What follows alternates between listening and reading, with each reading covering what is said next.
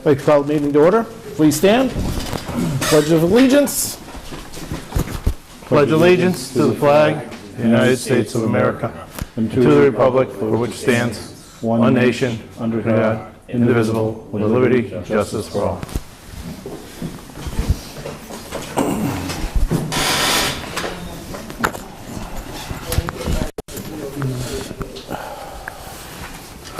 We have Senator. Before you do that, Chairman Bale could not make the meeting tonight, Oh, that's so right. Mr. Chernacki, as clerk of the board, will be running the meeting tonight. Yes. And we all wish Mark a speedy and safe recovery. I guess he's under the weather at this particular time. Yes. This evening at 6:35, Senator Lesser, we have Grace with his presence. He's come to discuss things with us, and come on up. All right. Do you want me to sit, come right here? You can sit right down there. Oh, okay, great. Oh, for the microphone. Good evening. For the record, just want to state, my name is Eric Lesser, State Senator for the 1st Hampden and Hampshire District, which of course includes the town of Granby. I take great pride in representing the town of Granby, and I do want to state for the record our sympathies are with Chair Bale as he recovers, and hope he has a speedy recovery, and we hope you get well soon, Mark. So I just wanted to come as part of a kind of regular check-in. We're beginning, believe it or not, budget season yet again on Beacon Hill, so I don't have a specific agenda, just wanted to come and engage with the board and see what items you'd like me to bring back and answer any questions. So with that, I'll turn it back over and stop talking.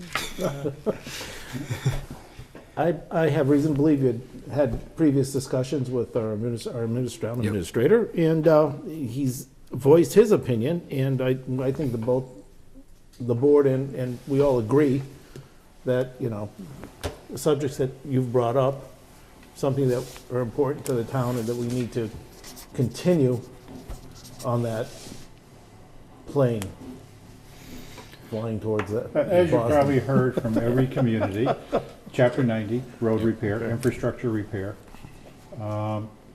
We in Granby probably have a little more unique situation that we like to try and sewer more of the town if possible. You need what, sewer? Sewer. Basically, we only have parts of the town that are sewered, and the waste goes to the regional treatment plant in South Hadley. However, we have a problem being able to attract businesses to the town, right, due to the fact that we have well water and we have septic systems, which makes it very difficult to attract businesses to want to locate to Granby. For that reason, it's very expensive to train. Yeah, I know we've discussed this in the past, and you know, there's potential in an environmental bond bill or another, you know, bonding that we do, or a transportation bond bill to do some work around the sewer line. I think that you're right to try to prepare for future growth. I'm very familiar with some of the financial challenges that you've had in the town.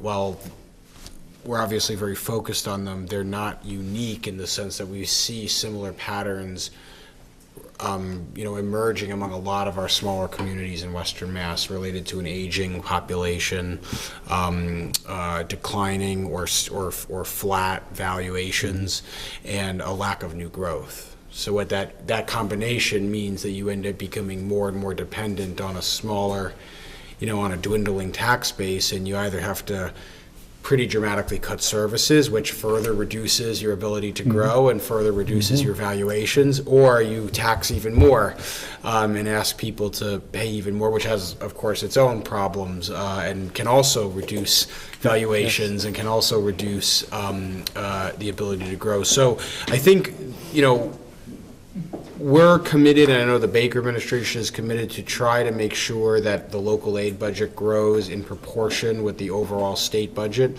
That's a value actually that the legislature and the governor share.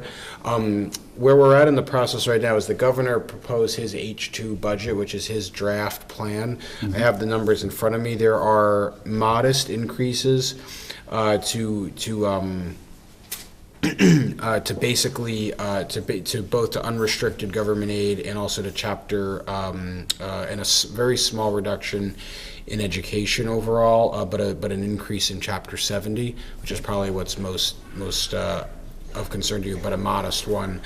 I think we will probably do our best to as closely align ourselves with that and potentially do more to bump it up in our version. So where it goes now is H2 is the governor's budget, then the House will go, then the Senate will go, and then we'll consolidate it, as you know. So I've heard pretty loud and clear. I'm meeting with select boards across my district that this is a big issue, the local aid. But I do want to zoom out and talk about, a commitment to this broader phenomenon we're facing, which is a stagnant growth picture, which is putting a lot of pressure on the town finances. And to sort of zoom out for a second on that, I think one thing that we need to do is figure out ways to promote growth. So that includes specific issues like the sewer. It also includes broader state policies around infrastructure, on the business climate, around promoting more growth in Western Massachusetts. Because if you get new construction, if you get new growth here, if you get valuations going up, that will reduce the pressure on town finances, because the assessments will come in with much better numbers. So, Yeah, okay. And the other thing is, like, we talked a little bit, everybody complains, like I said, Chapter 90, people complain about retirement reform. My biggest concern is OPEB. Yep. And how that's eventually going to affect the town. Is that I know at some point in time, the state is going to have to mandate a funding schedule. Yep. And a community of our size will have a hard time being able to fund it over a 30, 40-year period, because our liability, when we had our valuation done 3 years ago, was at $110 million just for the town of Granby. So, and in the actuarial study that was done, that they said we should be putting 1.25 million away on a yearly basis. And we don't have that type of money, to be honest with you. So when the legislature starts looking at a funding schedule, please keep us in mind. Yeah, no, I think that's a huge, a very big issue. The OPEB liabilities are scary, and I, unfortunately, there's not an easy answer to that on a state level, because you face a situation where you either have to take funding from other really important priorities, or you discuss repackaging the benefits somehow, and a lot of these are contractual obligations that can't be changed. So it's an issue that's going to really require a lot of political courage on both sides, and it's going to require people to work in a kind of collaborative way and to dispel with dogmas on both sides. And I'm committed to that, and there's a group of us that are beginning to discuss that. I know a few years back there was a reform of some of the health benefits and the health insurance liabilities that has certainly not solved by any stretch of the imagination solved the issue, but I know it did do a lot to at least elongate and make somewhat more sustainable the group insurance commission and everything else, which has had its own issues recently. But we need that similar type of courage to get the OPEB figured out. And again, I think something that we've seen, a phenomenon we've seen in Western Mass, which is unique here, that we haven't seen in other communities, especially in Eastern Mass, is all of these issues get papered over, frankly, when you're in a environment of skyrocketing economic growth. Yep. Because every year when you do the reassessments, property values are shooting up. So the tax bill goes up, even though you don't change the valuations, even though you don't change the percentage. So I think we've got to address these immediate and very short-term issues around sewer system hookup, the schools getting funded, I saw, issues like the payment you guys make to the building inspector and all this stuff. Some of the stuff we talked about the special education funding. But I think we do also need to, and a way I can hopefully be helpful in working with the board is also focusing on some of those broader items to keep to keep the economy growing, and especially getting the economy growing in Granby. And the only other issue that I had is, I know there's talk about people wanting to petition to reduce the sales tax from 6.25 to 5%. Bad move. Yeah. I think that's a very bad move. I know everybody's trying to compete with the online sales, but the issue is you cut that revenue stream and you're cutting a big source. $1 billion, yeah. They're a little bit shy of that, but it'll be very substantial. Just some thoughts on the sales tax. I agree. It's very challenging. I'm hopeful that we can strike a deal with the proponents, the retailers, to do some work in the building, in the legislature. There's actually a bunch of several referendums slated to be on the ballot. All at the same time. There's a sales tax cut that's to go from 6.25 to 5, which is slated to be on the ballot. There's a $15 minimum wage, which is slated to be on the ballot. There's a nurse staffing ratio requirement that's slated to be on the ballot. There's paid family medical leave, which is slated to be on the ballot, and there's the fair share tax amendment slated to be on the ballot. The fair share amendment is done. That's locked in because it's a constitutional amendment. There's actually a court case right now challenging it. If the court case is overcome, it's too late for the legislature to pull that back. But my hope is with some of these other ballot initiatives, it creates immense instability for businesses, for everyone. It creates immense instability for municipal and town and local finances to have all of this be up in the air on the November ballot. I'm hopeful that we can potentially put a deal together to bring everybody to the table to get some sort of compromise done so that it doesn't end up on the ballot. That's my hope. There's a group of senators working on that to do it. One piece to just keep in mind about the sales tax, the big issue I really view is the unfairness in the taxation between brick and mortar sellers and online retailers. It's very, very unfair that you walk into a small family-owned shop here in Granby and they have to pay sales tax, but you go online to jet.com or wherever and you order online and you don't pay sales tax. A deal was struck with Amazon because they put a facility in Massachusetts, so Amazon at least is now paying taxes, but a lot of online retailers are not. So a lot of people come to us and they say, well, why don't, especially the business community, the retailer community comes to us and they say, well, why don't you change that? The reason is our hands are tied behind our back. There's a federal Supreme Court case from about 20 years ago when the internet was very different than it is now that said that you could only issue a sales tax if there was a substantial nexus between the retailer and the host state. So Amazon didn't pay sales tax, and then they put a sorting facility near New Bedford, so now they pay taxes because they have a footprint in Massachusetts. Anyway, this is a long-winded way of saying there is now a U.S. Supreme Court case in Washington that's being debated to revamp that law. The constitutionality is being challenged, and there's a chance that the U.S. Supreme Court will overturn that law and change it, which would allow Massachusetts and every state to tax the online retailers. Okay. And I think that that's fair. I think that's right because it puts mom and pop businesses at a huge disadvantage. It puts our local businesses that are grounded in the community at a big disadvantage.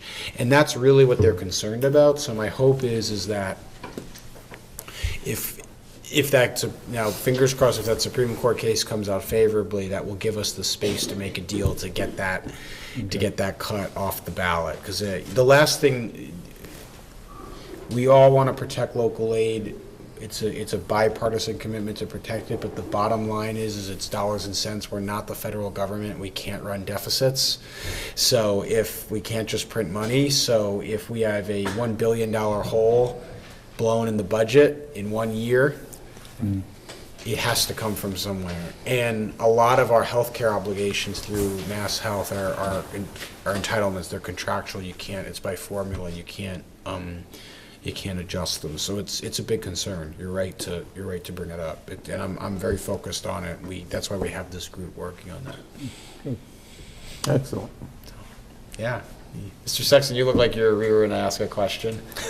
No, you talk about the retail stores, and it seems like it's more and more, even retail stores are almost pushing people to buy online, and it drives the people out of the stores. I mean, their sales are more, promotions seem to be more things online for people to buy online versus go to the store and buy there. It's unfortunate. Yeah.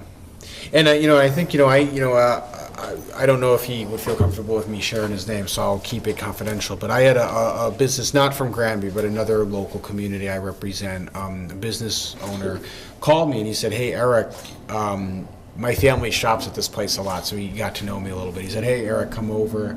I want to talk to you about some stuff, with the business." And I said, "Okay." So I went over there. It was an afternoon, and we stood at the back of the store. And he said, "Just watch the customers." I had never done this in a store before. It was interesting. I just stood at the back with him. And you saw people walk. This is a mom and pop business that's been around for a long time, does a lot in the community, is always at charities, is always donating to the runs, is always very, very visible in the area. And you saw people walk up and down the aisles of the store, pull something out, look at it, take a picture of it, put it back on the shelf, and walk out. And so what he said they're doing is they're using his store where he's paying rent, he's paying property taxes, and he's paying utilities, and he's paying into the local community. They're basically using his store as a showroom for Amazon, because they're not buying it off his website, they're buying it off. Yeah. And that seemed wrong to me. It seemed unfair. So unfortunately, that's probably not something we can entirely prevent, but we can make it a little bit more fair for local retailers by making sure that the sales tax is addressed equally.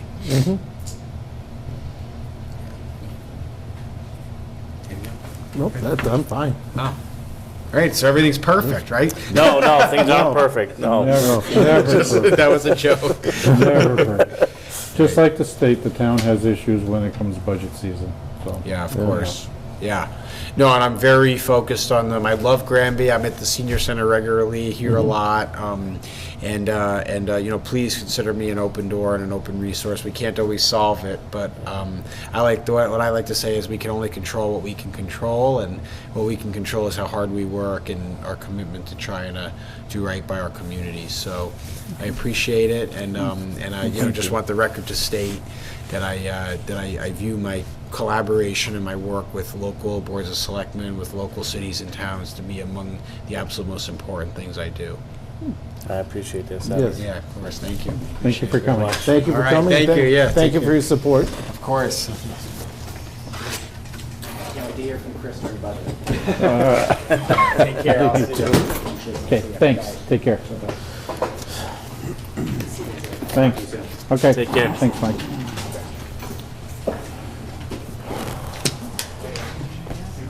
Where's Jay? Come on. See, you're on time. 10 up. I know. I'm doing well. Mr. Joyce? Mr. Joyce, you're on. Thank you. Hey, if I know Senator Russell would be here, I'd ask him to approve our grants now. That I'm gonna recommend that we get. Hey, I might as well take a plug where I got it, right? Okay, let me just get this thing signed in here.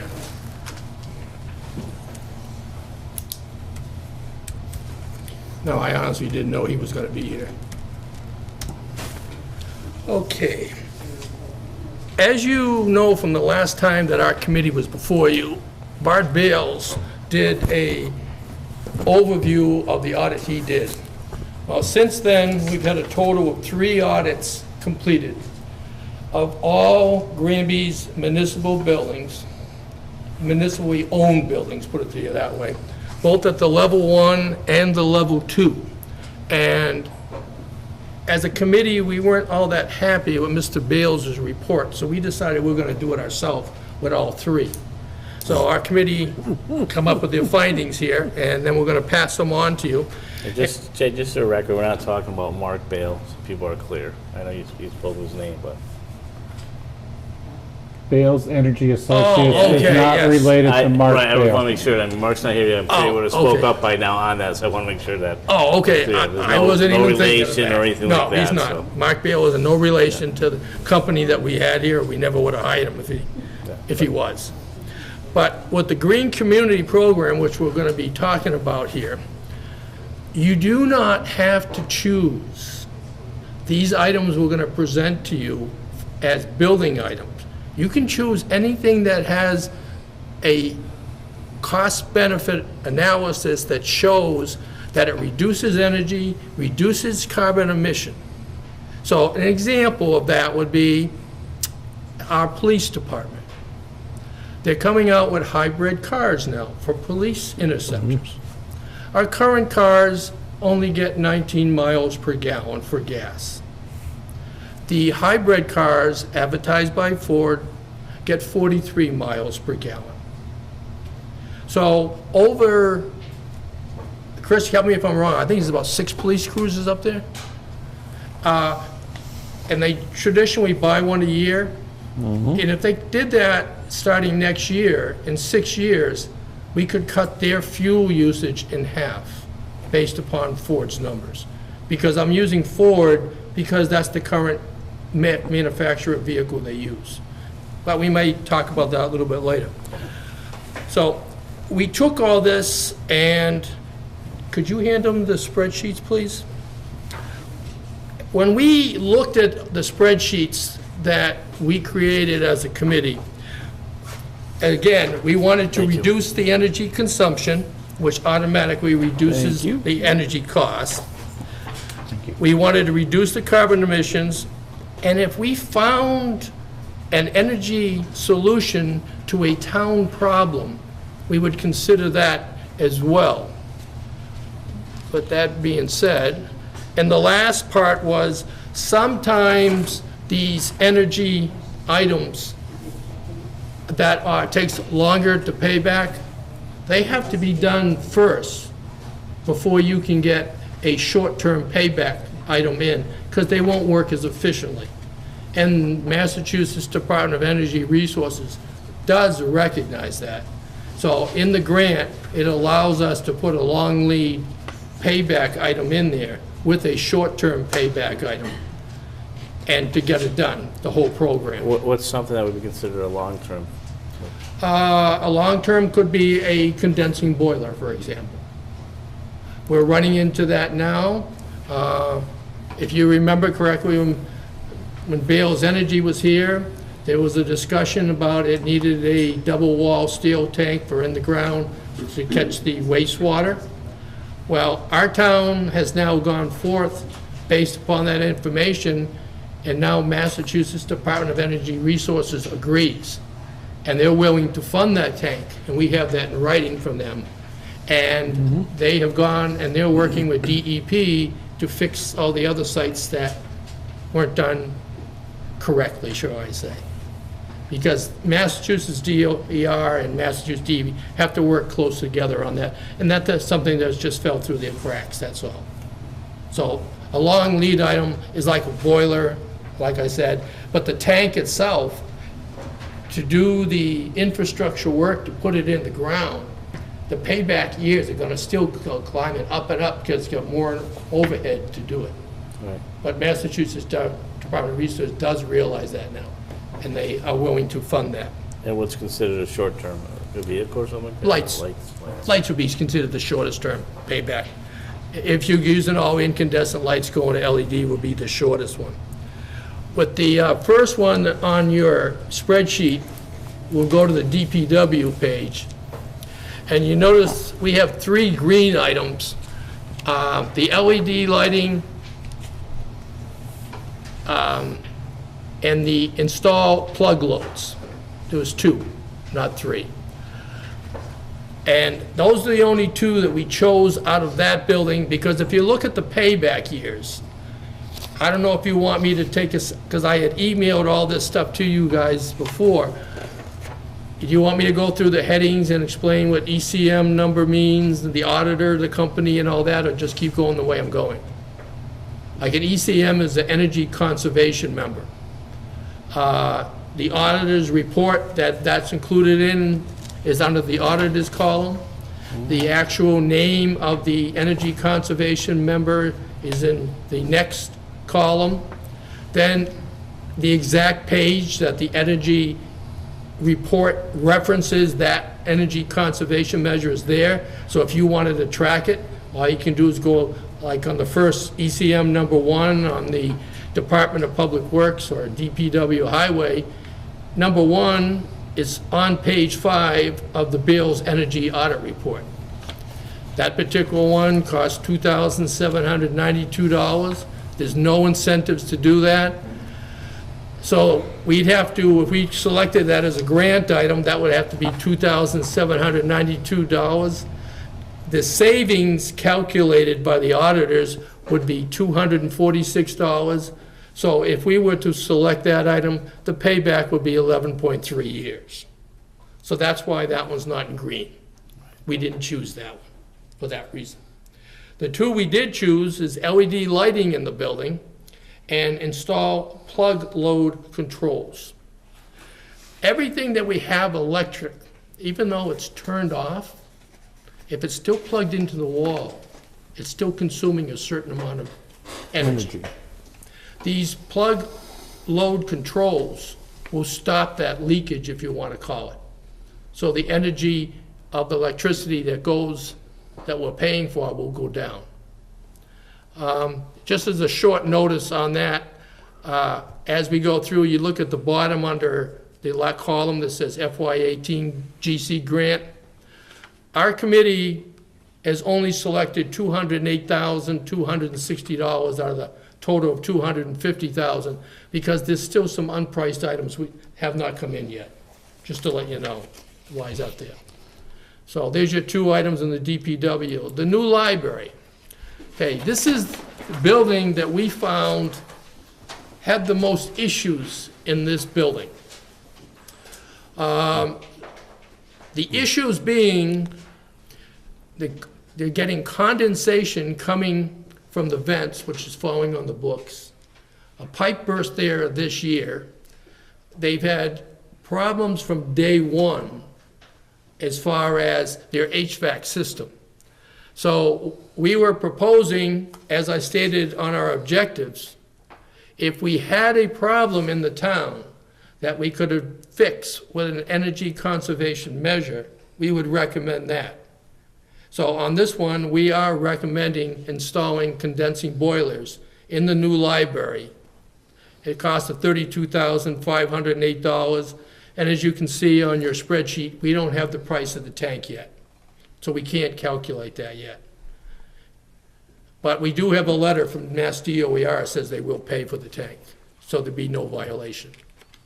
Okay. You have a question, Steve? No, I was just wondering, Okay. just curious about if there can't be a guesstimate in there? The guesstimate is $50,000 Okay. because there's possible ledge problems behind the new library. So until we get some firm figures, we don't want to give you anything. There is a guesstimate. And as you can see, the lighting, the payback is 9.8 years. What we're doing with this is when you install a major item like a condenser, you have to balance the building on the HVAC. So this would go in and would balance that, and at the same time, they can check everything else in the building to make sure that works at 100% energy-wise as advertised. So that's why we picked those items on the new library. On the old library, we worked with Mr. Martin, and he told us that that building may be coming occupied on a regular basis. So within that, we are getting a price for a new furnace because it needs it, because it was not originally on our list. But when he advised us that building could possibly come fully occupied, it needs a new furnace. But because of the amount of time it was being used, just for our meetings at night, the payback wasn't there. But now if we're going to use it Monday through Friday, 8 to 5, hypothetically, the payback will be there. So that's why we're getting the price on that. We are recommending LED lighting, weatherization, which is insulation, stuff like that, and also those installed plug load controls. On number 2, on ECM number 2 on that page, the Winsert assembled interior storms, that is a inside storm window designed specifically for historical buildings. Because we can't do anything with the outside of that building, and we don't want to, but we can do the energy on the inside. An example, the Sally roof on the safety complex, which was added after, I don't know how familiar you are with that? Yep. Okay. Pathfinder built it for the town. The town paid for the materials, and the students from Pathfinder came out and did it. And we thought this might be a nice item for them to do too, if we were to buy the material, and maybe we could have them come in and put them in the town. It's just a suggestion. But that's all we're doing here, because the bottom line is, you're gonna have to tell us what line items here you want us to put into the grant, so we can bring it back for your signature. Okay, any questions on that one? We'll go to the safety complex. With the safety complex, that needs a building recommissioning as well. They're having a lot of problems with their HVACs and their pumps and stuff like that. So you can see the items, there's 4 items that we picked there. The building retro commissioning, install electric commutator pumps, install a demand control ventilation, and install plug load controls. Some of this, the pumps and the ventilation, will work with HVAC and also help with some of the drainage. If you're not familiar with all the issues going on at the safety complex, DEP has told the storm drains in the floor, they all have to be closed now, because there's no holding tank in the safety complex. And that can't be put into the groundwater, because that's public drinking water. So that's another thing we're trying to help correct at the same time with energy efficiency by doing it in this manner. Okay, at the senior center here, we really didn't recommend anything. We were looking at the lights and the insulation and stuff like this, but where the limit of $250,000 we were at, we didn't really find too much there, cost-effective coming in for this building. Is this subject to change? Of course it is. You guys can do whatever you want. We're just here to make recommendations. On the West Street School, we did not recommend anything for West Street School because the study has not been completed yet. So we don't know what's the status of that building. One of the green community rules is, if you use any green community money on a building, you gotta keep it in operation for a minimum of 5 years. So we can't put any money into that building unless the town is gonna declare to keep it open for 5 years. So that's why we didn't recommend anything on that. Is when we got to the junior, senior high school, that gave us a real big challenge. Oh, to the fact that at the junior, senior high school, we couldn't just select energy conservation measures. We found so many outages within that building, we started a master plan, which we'll pass on to anybody you see fit. We know one of the items right now is the roof is leaking. Well, we can't fix that with an energy efficiency project, so that has to be done. But if we were to decide to put lights in that building, if we put them on the second floor before the lights were completed, before the roof was completed, if there was any stains on those lights, the warranty is voided. And the warranty on those lights are for 7 years. So that's one reason we looked at that, and that's why you see down there, we broke out energy efficiency for both floors and energy efficiency for the first floor in separate line items. So that's something that might be considered if you wanted to. Okay, with that being said, I'm going to come off the spreadsheet and I'm going to show you some of the items we found. Okay, in the junior, senior high school, If you want an Energy Star rating, you gotta be 75 or above. The auditors rated that building at 94. The reason that building received a 94 rating was the amount of number 2 fuel oil that building burns to the total square area that it heats. It's so efficient, you don't need any new boilers. It's running at 83% efficiency today. It's a possibly, that could go up to 86% with changing the constant speed valves to variable speed valves. But with that being said, there's other work that has to be done before we can get into that. Okay, now I'm gonna scroll down here.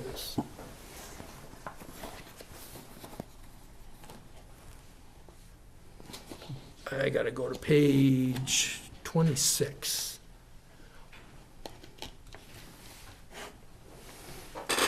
That's interesting, Jay. I would have never thought that. I never would either. Percent yeah. was so But we high. have an engineering report that says That's awesome. that is. But there are other issues within that building, which we'll come back to. And that's what, we're trying to give you all the information we were able to gather through all the different reports. We never figured that building would be so efficient. But it has 2 very large boilers in it in the 1961 that redundancy is required in the school. So that building only needs to operate on 1 boiler that's currently there. The other one is redundancy. Okay, we'll get there quick here. Would updating those boilers help out at all? No, it wouldn't be cost effective. Okay. We have this. This is the page I wanted to show, if you look up at the chart there. On what we had done, and I gotta make this a little smaller here so you can see everything. Okay, there. The auditors use what's called data loggers. So they put the data loggers in the building for a full week. The blue line above is for temperature in the room. If you look at the temperature in this south-facing room, which is 101, you can see how the temperature is going up to 80 degrees in the room. You also can see at the red lines in the bottom, since it's south-facing, that this building has a lot of natural light coming in, because the red is the number of lumens that's present in the building, whether the lights are on or off. So you can see by the chart where it spikes, which days that the students were in there, for the simple reason is, you can also look at the green side, because that's natural carbon dioxide that we all breathe, so you know people are in there. And that's what the data loggers show us.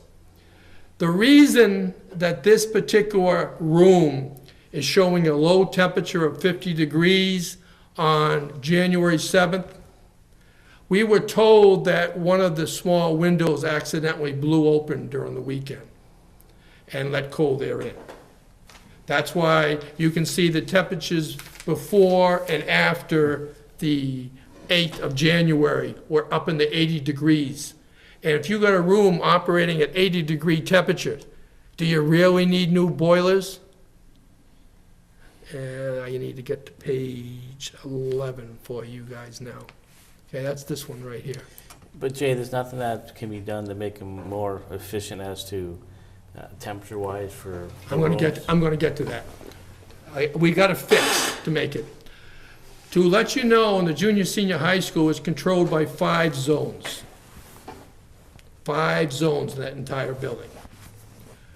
Okay, and this room is a north-facing room. And again, you can see up here all the temperature. This one's actually spiking to about 85 degrees on this given day, which is the 9th of January.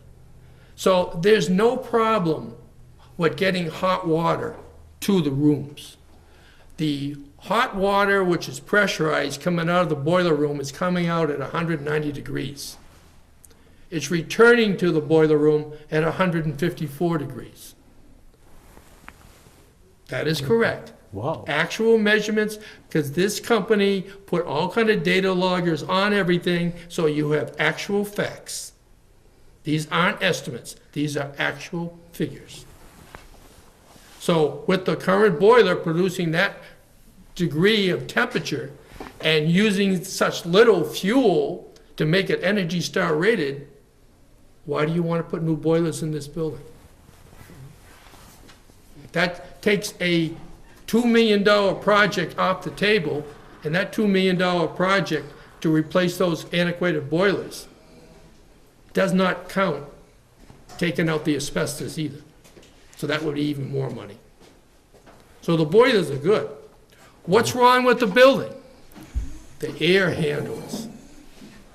The reason the rooms are so hot, you cannot control the temperature in each room because the air handlers are blocked off because they had an incident a number of years ago where the pipes froze. But technology now has come forward where air handlers now are better insulated, and the new ones with three-way valves can fix the problem in the school. But we can't do it with the Green Community Grant. Because currently, the air handlers in the school are turned off. When something's turned off, because they're not being used, because they're not allowing cold air to come in, which would freeze the pipes. I mean, they've gone so far as they have actually screwed the little lid where you adjust it. There's a screw in there, so you can't lift it. Because they don't want nobody to open it. They're afraid the pipes will freeze. But an air handler of today's technology costs about $10,000. You would need 50 of them for that building. So that's $500,000 just to do that. And the energy, there is no energy gain because it's currently turned off. Anything we put in there now would cost more energy.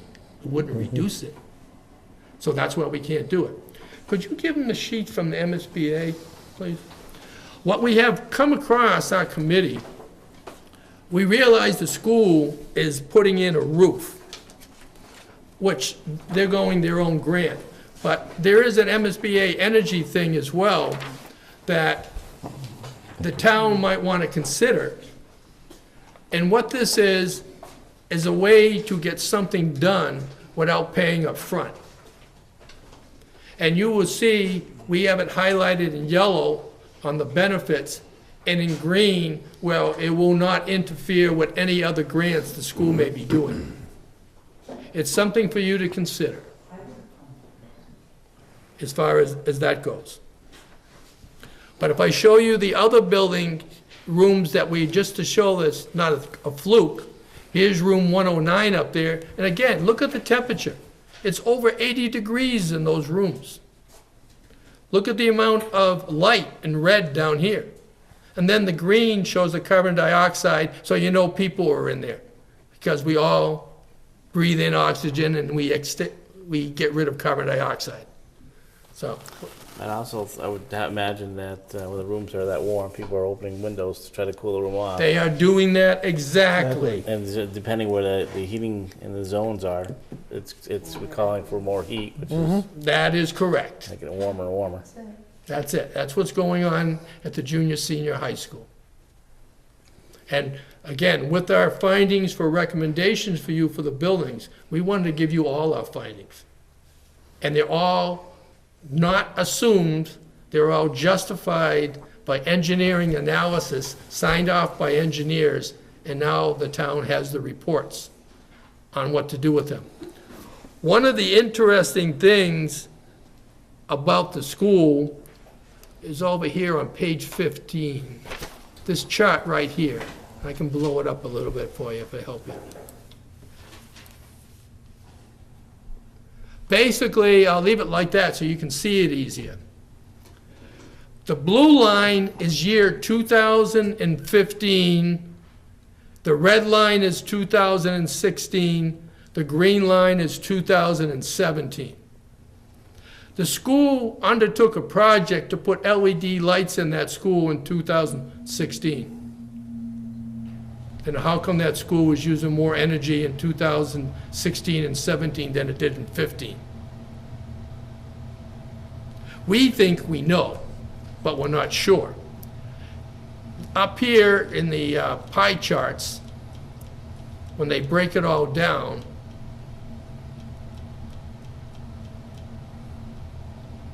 oh, I went the wrong way, I'm sorry.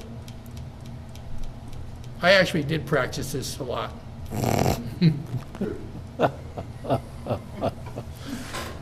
Here's your pie charts. And you can see on the pie charts how the electricity's actually broken up into interior lighting, fans, and pumps, and so on. So, and this particular, how they're using the electricity, it seems the interior lighting is taking up most of it. But what we cannot explain is, if they put more energy efficient lights in 2016, why did the energy levels go up in 16 and 17? Why did their energy usage go up? We don't know, and that's for electricity. We think, and I'll go back to the spreadsheet for the junior, senior high school. We think by putting in some of the measures we got here, we recommend, for an example, those install plug load controls, it would cost us $8,711. They'd be paid off in 6.3 years. We think with all the computers now in that building, with them being left on, is using a lot of electricity. But without an actual measurement, we can't be true. And they're being left on overnight? Yes, they are, particularly the servers. And that is why you will look on Energy Management Services, ECM number 1, Computer Power Management. We can install that for $1,813. It will give us a $930 savings per year, so that would be paid back in 1.95 years. And thus cut the electricity down being used in the building. And the same thing down for the other one, controls for the freezers and refrigerators. We were recommending that one as well as the high efficiency kitchen improvements. That only costs $130, and that'll be paid back in 0.52 years. So we're looking for any way we can find to reduce energy cost. Those are the buildings. Now, with that being said, I said I would mention about the safety complex. If you go to the safety complex tab in your spreadsheet, being a green community, once a commercially viable vehicle becomes available, we have to buy hybrids. So we have that on our list as well.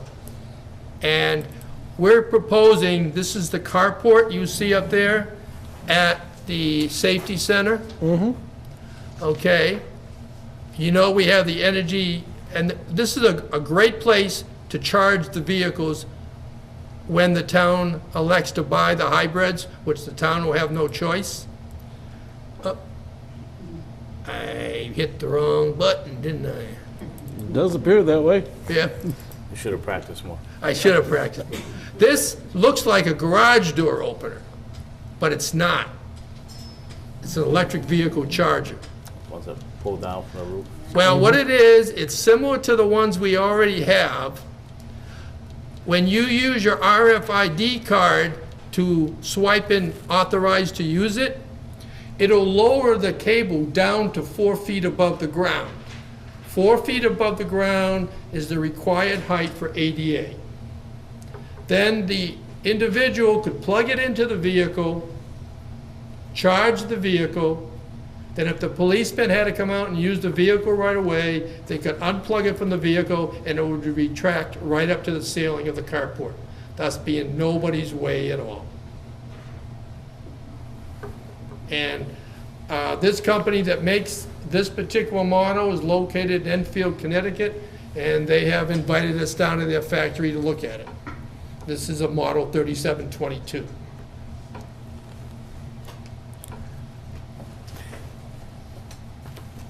Okay, in the school, when you come to the lights, I just want to reflect back upon that.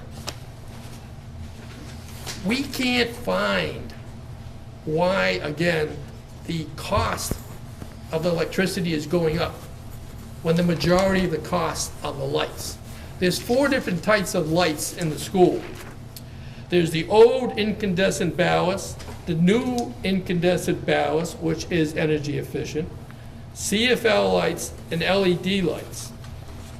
To try to get a handle on what was going on, we requested from the school superintendent the contract they entered into to put those LED lights in, to find out where the lights were put, because when they verbally told us where they weren't all LED, what we were told. And we don't want to pay for them twice. So we have requested a contract from the school to find out what lights were replaced. Because we don't want to put anything on this year's grant that would replace a light that was already paid to be replaced. And the school has been non-responsive to us.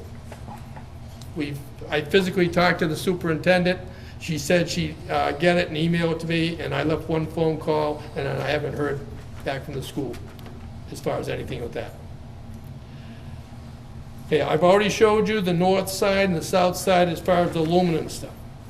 Now, do you have any questions about the school, the ECMs that we have here that we're looking at to propose to you gentlemen to approve for the grant so we can go forward? We know we cannot fix the air handlers with energy efficiency. That's why we gave you the other paper. You can choose to do that if you so desire. Because if you read upon that paper from MSBA, it says if the municipality elects to. It doesn't say if the school department elects to. If the municipality elects to, you can do it at no interference to the school. And that's why we gave you that, for that fix. For another fix, where are we going to get the money? Because we're way over $250,000 in needs, as you see by the spreadsheets. And that's the maximum we can get this year. Well, we've been doing a little more studying on that. And this is what we've come up with. You found more money? Yes. Actually, we have. Good man, good man. We found some money. Okay. Remember when we were before we were talking about Governor Baker's new SMART program? Solar Massachusetts Renewable Target program, where the municipalities are now allowed to lease properties to have solar farms installed. On a rough estimate, an example would be like a farm out there. There's no trees, it's flat. The rough estimate, they will pay us $195,000 per year for 20 years for a 15-acre parcel. If you have a heavily wooded town-owned land, where they have to go in and take the town and take the trees down, you'd probably only net about $120,000 for 15 acres. But, so what we've done in our committee, we looked at it, we just picked a ballpark figure of $150,000, little less than half. That comes out to $3 million over the 20-year period. And you can see all the land that Granby has there that is been evaluated and can be used. But we have one problem. Granby is very sparsely dense. The density of Granby is very sparse. There's a lot of land with few houses. There's not many substations. So we are right now working with National Grid to see if they will put another substation in Granby. Because all the land that's been selected that can be used, Granby's electrical infrastructure is too small to take it. So Granby's revenue, which can be earned for 20 years, and then it would be decommissioned and put back to its natural state like it was before it started, paying for the kids and the grandkids' future, as you were talking about water and sewer. You could do whatever you gentlemen wanted to do with the money. But you take that page there that I have, and every 15-acre parcel, divide that into that, multiply it by $150,000 a year. So it'd be about $600,000 a year, Say again? $600,000 a year, each parcel. For each 15-acre parcel is $195,000 a year max. Okay. I took the figure of $150,000, which is a little below half. They said between $120 and $195,000 a year, they will pay us. Let me give you an example of where it can be used. A lot of the townspeople did a lot of effort by either fundraising or actual volunteer work and built the new baseball field behind the junior senior high school. Well, DEP now says you cannot bring a vehicle back there. You cannot fertilize the lawn, so that ball field that everybody worked on is gonna go away. And keeping in what we said, if we can fix the problem with energy, we'll try and work it out. You could build them a brand-new ball field for far less than one payment of 1 year of a solar farm. You can make them almost a mini Fenway Park if you wanted to. Someplace like Duprain's Park, put a ball field within walking distance of the junior, senior high school. You give them you can do whatever you want. Dugouts, snack room, whatever you guys want to build, if you have this money available to use it. Again, it's up to you.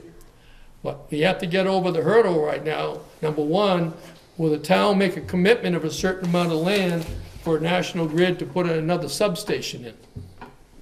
How much land would National Grid need? They're working on that figure. We don't have that yet. So you can see, we've been doing a lot of work in a lot of different areas and collecting a lot of information for you, trying to get the town pointed in the right direction, what the entity needs, where to put the money where it's actually needed for the quickest payback. And at the same time, we found off some misnomers because we were being told the junior, senior high school needed boilers. Number one, A priority boilers. Not a true fact. Not a true fact at all. So if people are gonna put in for a grant for boilers, you're wasting your money. Put in for a grant for air handlers, so we can have individually controlled rooms to lower the temperature in the rooms and let some fresh air in. That would be the main priority I'd see at the junior, senior high school if you were gonna do that. Okay. And then, as far as paying for the rest, we're looking for revenue to help you. Because again, our motto at our committee, we get your money. We don't ask you for anything we do. It's a good motto. I like it. And that's been true. Even the car outside, the electric vehicle charger, everything else has all been paid for by grants. Everything we do is by grants. Speaking of the vehicles too, with the police department, now with that, as far as the grant money, Yes. is that something that would be around for fiscal year 19, or is that something gonna wait on? It's around for fiscal year 18 on a limited basis. With the condensating boiler storage tank issue, which has been newly pointed out to Massachusetts Department of Energy, we don't know how much money is gonna be available in the pie next year. I'll tell you right now, there's 185 green community towns/cities in Massachusetts. And every year, that number's going up. So unless the money goes up with it, the slices of the pies get smaller. And right there, this year, the max we can get is 250,000. What's it gonna be next year? I don't know. As I heard you gentlemen talking with Senator Lesser, if the sales tax goes from 6.25% down to 5%, it's gonna be less money the state's gonna give back to the towns. So there's gonna be less money in Governor Baker's budget for anything next year. Even for this kind of program, there'll be less money in his budget. So all we're concerned with is this year's budget and this year's grant. Now, did I go through it too fast? Did I miss anything? So this is all for fiscal year 18. This is all for fiscal year 18. What, on your spreadsheet, you will see on the right-hand side, we put a column called long-term. That's for anything past fiscal year 18. So I don't expect you gentlemen to make a decision tonight. But if you can get your decisions, and we'll work with Mr. Martin, we have to have this information no later than the 20th, no later. Of this month? This month. If you give it to us on the 21st, we'll hand you the application back, because we need that time. Because we're pushing the envelope to get the application done for your signature on your 5 March meeting. That's the drop dead date that, Kathy, we need to be on the agenda. 5 March. Because this has to be into the Department of Energy by 5 PM on 9 March.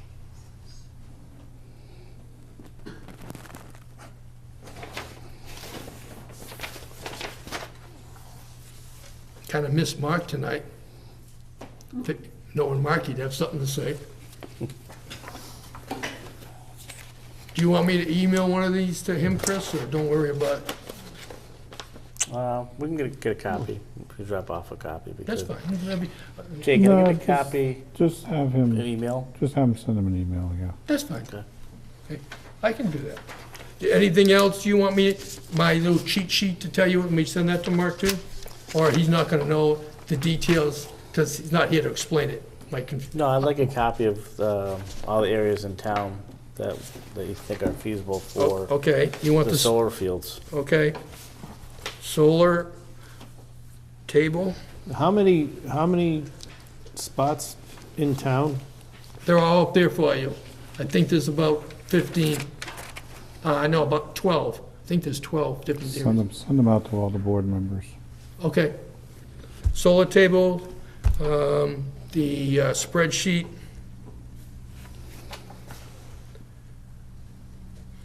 So there's 2 items for the emails, which is solar table and spreadsheet. Do you want anything else sent out? Because you all have access, we did once send you all the reports. I can resend the reports again if you need them. That's up to you. Yeah, we send them. I think the only one they didn't get was the one by Energy. Management Services? Source, Energy Source. there. Energy source? I'll just resend them.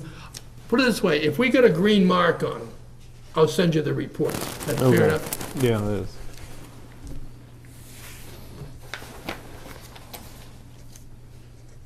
Because if we're putting it in red, I think you're gonna abide by us if we got it in red. The way we looked at it, green, we're recommending, yellow is to be determined. And we still have some prices coming in. So that's why we're only at like 209,000 out of the 250. And with that, I put aside, which we're allowed, 10% for administrative cost. I put that aside for a buffer in case something comes in over a little budget. So we'll have that like we did with the car. But the holding tank, that would be part of the, That would be part of the new library. right, but that's part of the 250,000? I'm trying to work that issue to get it not Yeah, part of it, included okay. for the 250. I'm not gonna say I'm gonna get there, but I'm negotiating with Department of Energy now. Go with your committee's motto, find some money, get us the money. Well, we need your approval to do that. Let me just talk with the board about something. Yeah. The senior center. Yes, We're not doing any energy conservation measures here. I think we should at least put in for the thermostats, the remote controlled thermostats. That's what, 2,000 according to Mr. Bale, that's correct. Mr. Bales. And the other thing I would like to include would be the weatherization of the building and the load controls. Okay, what I'm gonna do in the column for long-term, I'm gonna change it from yellow to green. And that way, when the decision is made, if you want to do it, then I'll move it to the grant column. Does that sound fair? So right now, up there if you're watching, so you want the thermostats and the weatherization, Chris? Weatherization and the load controls. Okay, got you covered. That's my recommendation. I have no problem with that. It's just that we were getting to the point we had to make a decision, was to cut off.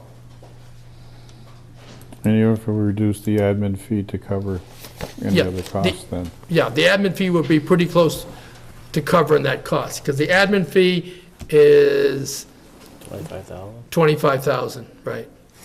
10% is the maximum admin fee you can have. I put down for, I think, 5%. Based on past experience. Anything else you gentlemen want from me? Did I take up too much of your time, or what? I think the assessors are gonna be mad that you overran your allotment. Oh, We know how to handle being mad. No, yeah, a lot of good information, Jay. but at least you got the information, so you can make your decisions. If you need us back on the 19th, call us. How about the 20th? That's even better, because the 19th's a holiday, right? You're right. You reminded me that today already, because I added 14 days to today is how I do it. Do you want us to plan on coming back the 19th and get your final thing, or just work with Chris? I'd go the 20th. I'd go with the 20th too. Do you want us to come back on the I really 20th? would. I don't know about these guys, but the 20th. Or you want us just to work with Chris? It's up to you. Because you guys can give all your information to Chris, or we can come back on the 20th. Because we do have rooms. We'll let you know. Yeah. Okay, because we do have a conference room reserved for next Thursday at the old library, then the following Thursday after that at the new library. In case, we didn't know how much you're gonna make us make changes, so we've got rooms reserved to work on this stuff. Next Thursday, is that, you mean the 8th? Let me go to my, I don't have my, Or is it the 15th? No, it's not the 8th, it's the 15th. 15th. 15th and 22nd? It's not the 8th. Yeah, see the 8th right here. That meeting got canceled, the 8th, Yeah. this month. No, that's, there, he said That's the our Energy meeting. Committee. The Energy Committee has Yeah, meetings. we, right now, we have 2 meetings scheduled for this month, the 8th and the 15th right now. Not the 8th, Excuse me? not the 8th. You don't, No, it's No, the 15th. right, for us, for us, yeah, not the 8th. right. But it, depending how much work they give us to redo, we might need to, that's all I'm saying. Right now, we're gonna use the 15th. Oh, the 8th is like a few days, Jay. Well, when you, depends how much changes you want, might take us time. But we're planning on meeting definitely the 15th, the 8th is an optional night, depending what you give us tonight. Is Pioneer Valley Planning Commission putting together the application package? As soon as we give them the ECMs, the answer is yes. And I have saved 25 man-hours, so it'll be no cost to the town to do the application. That's on that meta grant, right? That's on the meta grant that we put in for, yes, sir. So the committee will do all the legwork, give them all the incentives, just on the spreadsheet as we have, pass it out to Pioneer Valley Planning Commission. They will create the document that we will have for your signature on 5 March. Sounds good. And then we'll be out of meta grant money with this last project. We gotta find some more. With that, I will say, have a nice night, unless you got something else you want from me. Because I don't want to get the assessors mad at me, because I'm paying enough taxes, my house might go up being higher. There's no such thing as enough taxes. Why you Careful now, careful. No, I'm fine. Okay, I'm Jay, just, thank you again. Yes. That's great stuff. okay, I'm just gonna put this over there for now and shut the TV off, and when everything's finished, I'll come back and pick this stuff up.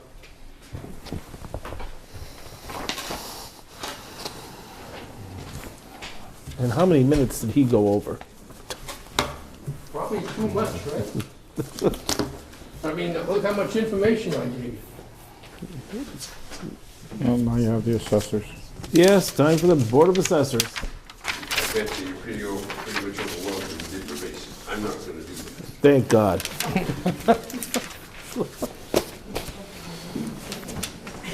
Sure. That's the hot seat. Well, I'm gonna be kicking him out. He's moving. No, he's leaving. Yep, I'm leaving, get my stuff put all in the bag here. I believe all three of you have a copy of this material that we sent over. Mm-hmm. Just confirming that first. Yes, it was handed to them back on the 25th of January. And I have it at home. Well, that's fine, just to make good. It is our role to just present this to you and give you our opinion of this program. The state has set up a program to allow and to help communities get on a website with their mapping of GIS. They fully endorse and push that someday all communities are going to be on a GIS mapping system. And in order to do that, they've got these funding initiatives, which probably, in all likelihood, are annual. This particular program was sent to us through our mapping company, and it is listed as a rare opportunity to get fully funded for the setup cost. I don't think the opportunity is necessarily all that rare, in that I think it's going to be an annual thing, but I have nothing to base that on. All communities have a need for a GIS mapping system. And by default, whenever we get a GIS mapping system, the assessor's office is going to be the most accurate. We currently have a GIS mapping system that Dave DeRocher uses that admittedly has errors in it. As soon as we get our mapping system, by default, it will be the most accurate, and every other mapping system will necessarily defer to us because our information is just better. Okay. Once we get, if we were to get this set up this year, we would be fully refunded the setup costs of $2,500 with an annual maintenance fee of $2,400, which is incurred by the town.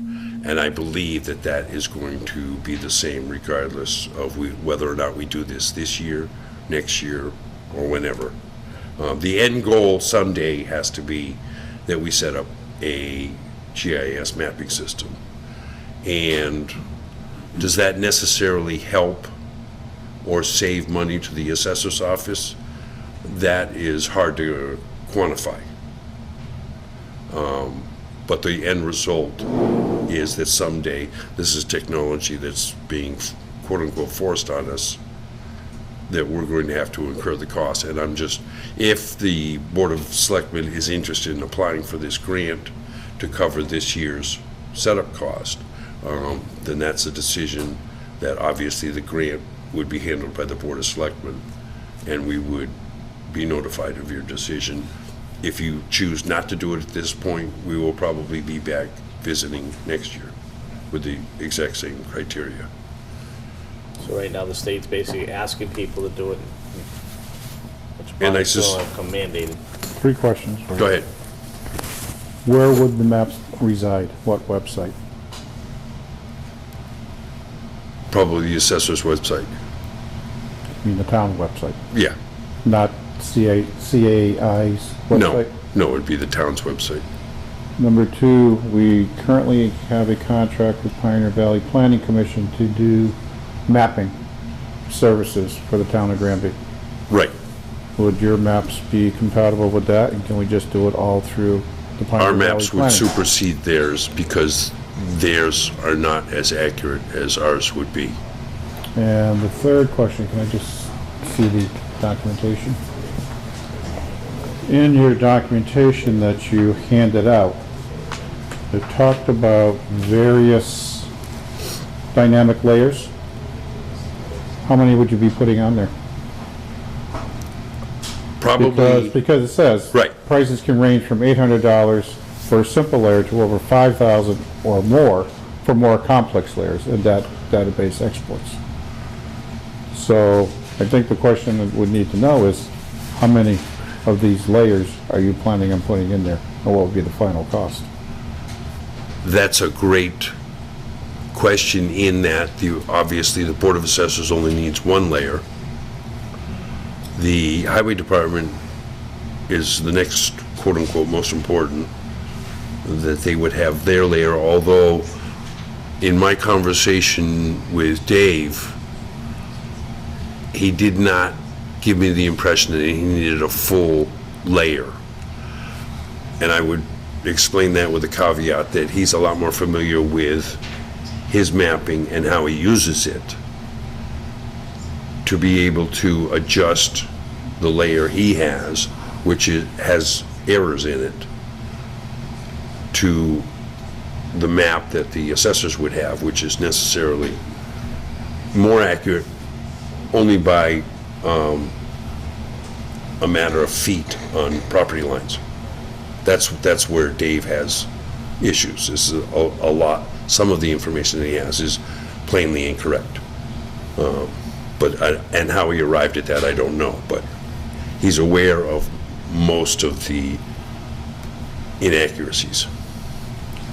Can you just turn to page 3, Greg, on your Sure. document? Yep. Because I'm basically looking at all the bullet points that are on Okay. page 3. And the bigger ones are down below. Zoning, land use,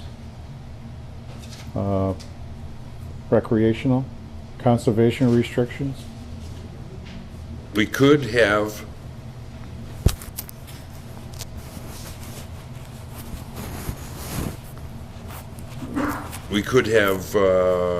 most of those. I don't know about the district map, but we certainly could have 1, 2, 3, 4, 5, 6 layers, and it would certainly require an email to determine how much it would cost to maintain a maximum of 6 layers, I think is what I'm looking at. Is that correct? Well, I'm just Or the asking. maximum, The reason I'm asking, because you have one here for sales history.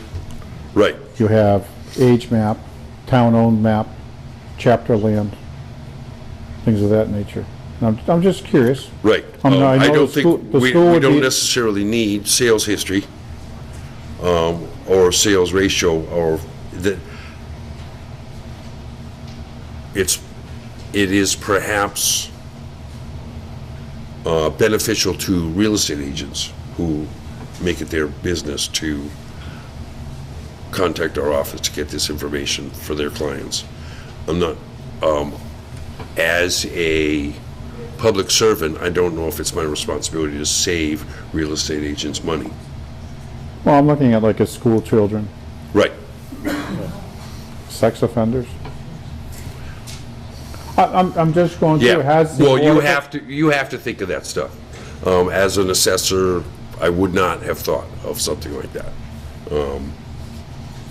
So what would your basic dynamic layer include? My most basic dynamic layering was zoning and land use, utility infrastructure, which I think would have to include the public works. I don't know why there's 2 bullets for that. No, because you could have a water department, sewer department versus trash. Well, yeah, and snow understanding that you're just making something simpler for the people who are using it, which they, in a community like this, maybe they don't need, because we don't have all the bells and whistles in our community. Because I'm just saying, because Right. a lot of questions that the building inspector gets is. Right. How is this parcel zoned? Okay, a lot of times that comes through. And if we had that layer, that might help some of our committees that are working on these issues. Certainly would make them more accurate. So like I said, I'm just trying to get a feel for what you think the price would be when you have a range of $800 to $5,000. Right. I would want to nail that down. And I will nail that down as quickly as possible. Is it the cost per layer? Is it $800 per layer, or Don't know that. don't know? But I'll know that by tomorrow. That's a range that, Yeah, like he was indicating $500 Yeah. per layer, or right. total of $8,000, or, those are, That's a very good question. I'm not entirely comfortable with just adding the cost of $2,400 to our government without showing some improvement. justification and improvement. Other than the fact that someday we're gonna have to do it. And given that, it might be appropriate to put it in an application and then withdraw it or whatever. Clearly, I'm not sure that I would be comfortable making an application until the question that you just asked is answered.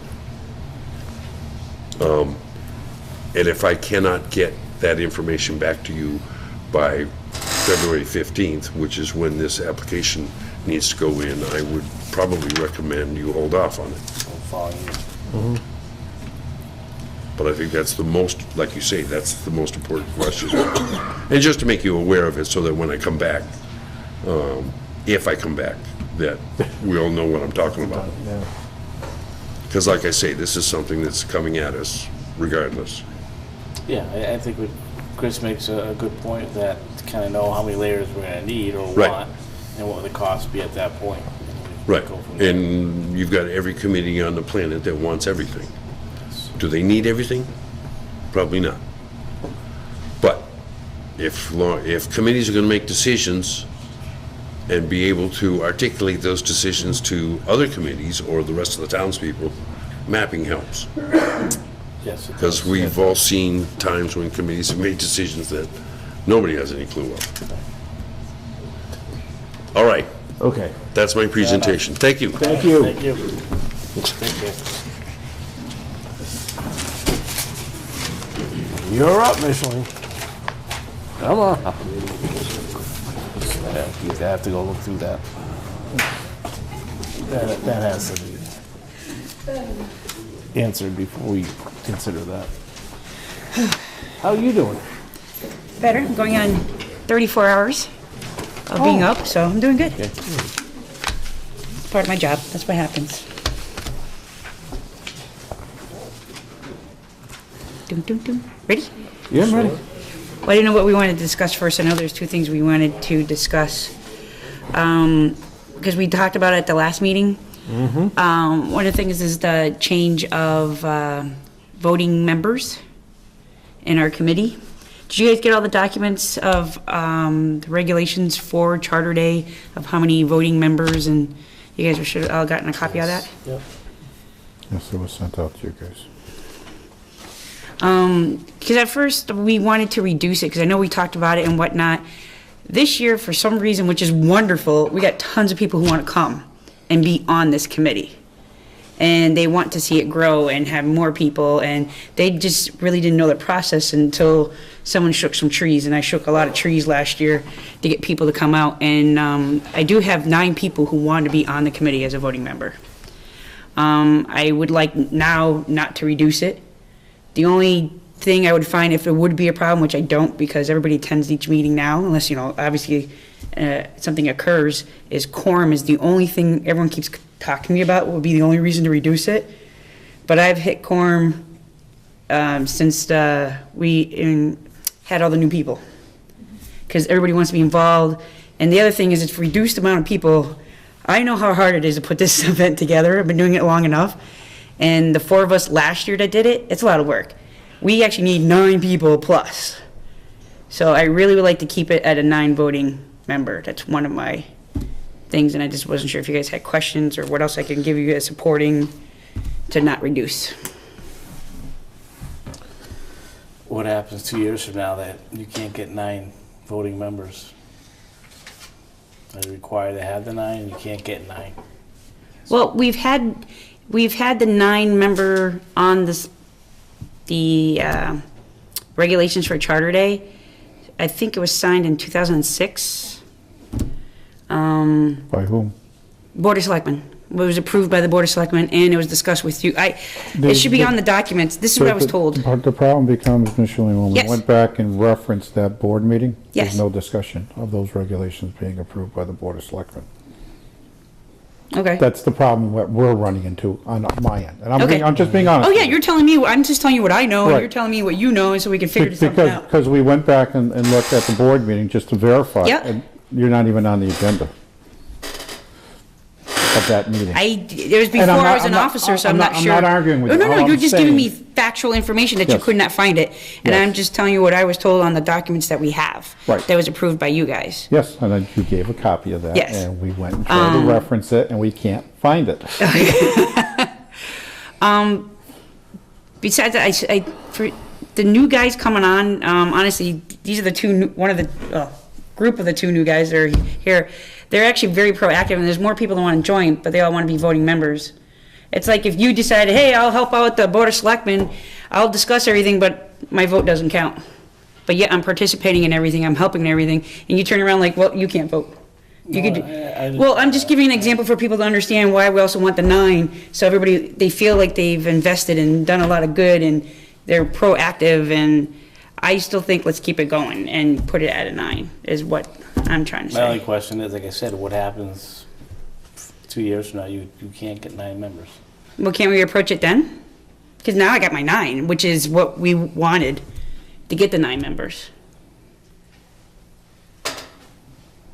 So you'd be looking at changing it, if need be, 2 years from now. I'm just saying. Yeah, I know what you're saying. You know, and But I'm hoping not to stay in the negative and saying, well, what if? Let's Well, say, I'm not- like, no, you give me I'm the not pros saying and that because cons. before you had 4 members, now you have 9. Yes. I mean, in the past, I mean, it's the big 250th anniversary, so I think you have Yes. a lot more people coming out and want to be part of it. But I hope that stays there for the years to come. Actually, the two here, Brian, they're the most energetic people that actually, I have no issue stepping down after this year because Crystal is just like me, so you guys are going to have fun with Crystal. And then Brian's very into also being involved and make sure everything continues. And that's important to have someone who else has that stride like I did to have things continue on. That's the reason why my board, everybody on the committee, we all agree that we should really keep it at 9. Because we discussed this numerous times. You can ask them. We're always bringing it up, we do the pros and cons things, you know, because what are you guys going to be asking us? What's not? And it still thinks it's a pro to keep it at 9 than to reduce it. So that's one of my. So be it. Take it under consideration for the time being. Yeah, we'll take it under consideration. Okay. That one we will do. Okay. Next one. Did you guys also receive the numbers? Because I do believe I sent you the numbers because you asked at the last meeting to give you numbers of declining of sponsorship from That's what was given. local businesses. This is what was given. I only got one copy of that because we had made copies for everybody, so here's another copy. You can send one of those down to Glenn. There you go. If you look at that, give that back to me. Because one of the considerations was to increase the parking or find some way of increasing revenue because our sponsorship had decreased tremendously over the past few years. It wasn't parking, you were mentioning charging per person versus per card. Right, it was a change of do we do per card, do we do per person, is to increase our revenue, is it revenue the word I'm looking for? Yeah, our revenue to accomplish all the activities that the town's looking for, town people are looking for activities at the event itself. So those are some of the considerations we had is either going, one was we either considered doing $10 a car, $5 a person. We had different points of view where we wanted to figure out where to take this. This year though, because it's the 250th, we got more sponsorship than we normally do. No big numbers, but it doesn't matter. A little bit of every money counts because we keep getting $100 and I appreciate every $100 we get. Because it helps out with all the events that's going on. I do have a list that I received from, if you guys wanted to know what the fares around us are charging for an event. I can also leave this to you, just to give you a few examples, because the size of like our town, like the Cummington Fair, They do $12 for an adult, and of course, they do discounts for seniors and vets, and then children, and then they each do parking for $5. You have a puzzle, yes, Yeah, before I no, continue. That's, I was gonna say, I didn't think Cummington did parking. They gave you a place to park, I'm not quite sure. Crystal has another copy. Thank you. And then you got, of course, the Blandford Fair. Can I- Over 12 is $10. Can I ask a question? Yeah, sure. Cummington, Cummington, yes. is it a fenced-in area? Yes. Blandford, is it a fenced-in area? I've never been to the Blandford Fair. I can't tell you. No, It's a fenced-in area. That's an area.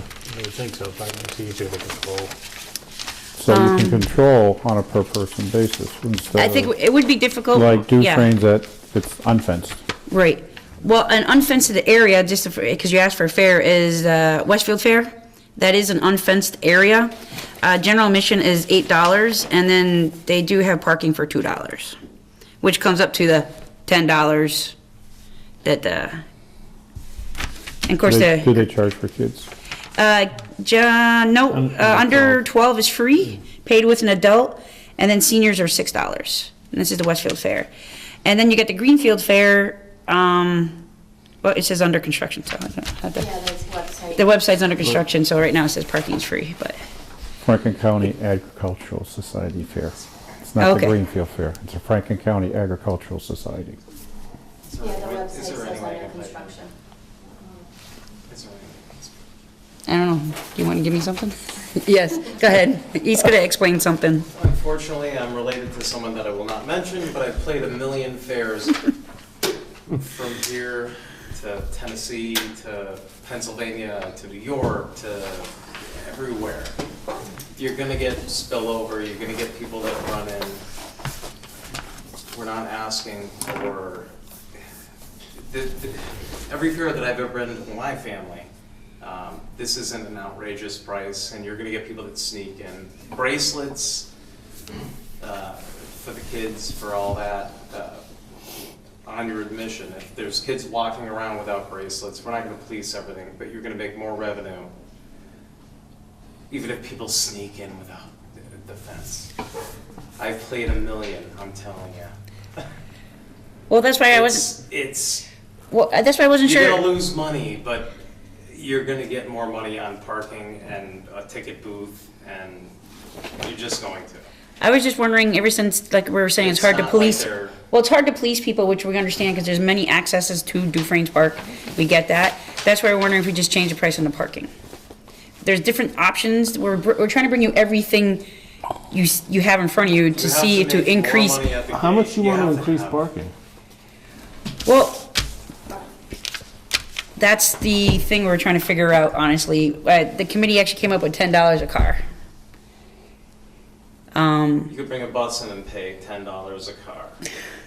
You're bringing 50 people. You're not gonna lose, you're gonna gain more even if people are sneaking through the gates.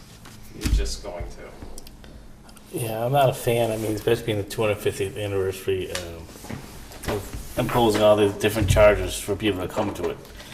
Because you can have a lot of people who gone to it for many, many years, and for lack of knowledge or what have you, won't know all these charges, and they show up, well, it's cost this, what? I think it put a bad taste in people's mouth. I think we're really trying to get as many people we can this year. That's my point as far as, charging per person. You're talking about for this year, at least, Yeah. because this year's the 250th, and we don't, it is a huge holiday, whatnot, for us. So the question is, would you guys consider it for the future if there is possible for any changes? I think slowly. That would be my thing. I'd say slow and put certain things, because eventually what you have is, we'll look at your attendance over the past 5 years. How has it been? Has it been growing? Has it been staying the same? Has it gone It's down? been, Actually, to me, I used to come here since I was this big, and I'm not even from here, but I am here now, as well as Jay way in the back there. she's moving here with a new family. I have a new family. Eric, that's not here right now, excuse me, has a new family. Who else?